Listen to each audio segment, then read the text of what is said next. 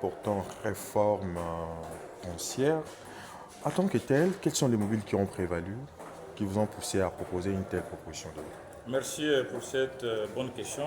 Premièrement, je suis venu déposer la proposition de loi modifiant complétant la loi numéro 73/021 du 20 juillet 1973 portant régime général de biens, régime foncier immobilier et régime de sûreté.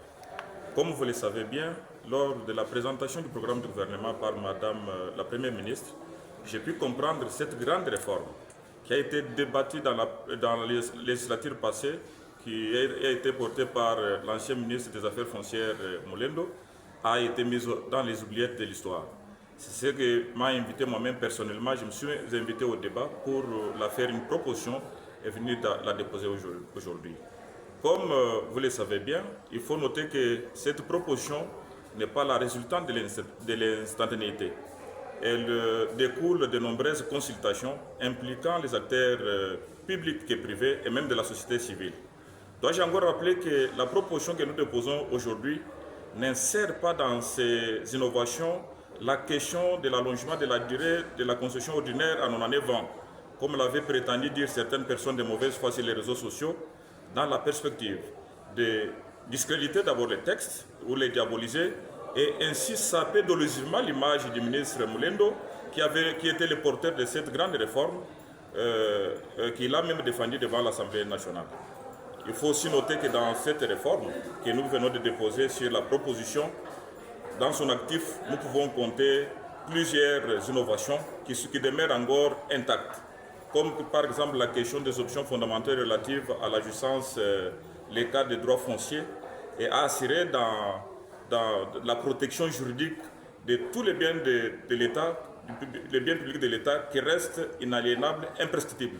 Ça voudrait dire que nous n'avons pas touché l'article 53 parce que c'est de cela qu'il s'agissait aussi, ça fait beaucoup de bruit. Il faut aussi noter que ces textes restent encore partiellement pertinents dans la mesure où ils conservent les principes essentiels des droits fonciers modernes, dont notamment le principe de l'attribution de la concession perpétuelle en faveur de seules personnes physiques des droits congolais et celui de l'attribution des droits fonciers immobiliers par les certificats d'enregistrement. Donc il reste encore pertinent dans certaines dimensions, mais la plus grande question qui se pose aujourd'hui, ce texte pose le problème dans la pratique. Certaines dispositions sont devenues handicapantes et d'autres par contre inadaptées et certains vides juridiques constatés dans l'écriture de ce texte qui créent l'insécurité foncière, surtout dans les zones rurales. Voilà pourquoi nous sommes invités à modifier ce texte pour insérer de nouvelles dispositions qui vont clairement régler le problème de conflit foncier. Comme par exemple, la plus grande innovation, c'est l'article 223. Ici, c'est l'innovation du ministre Mulendo. Ici, nous réprimons.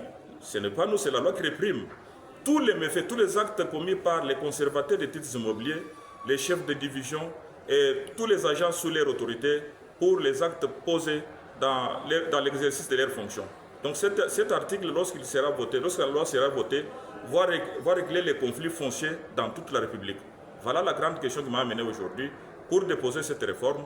Et lorsque ça sera promulgué par le président de la République, nous mettrons fin aux conflits fonciers qui regorgent vraiment 80% des conflits qui sont pendants dans les tribunaux dans notre République démocratique. C'est bien dit, merci. S'il vous plaît, je suis venu un peu en retard.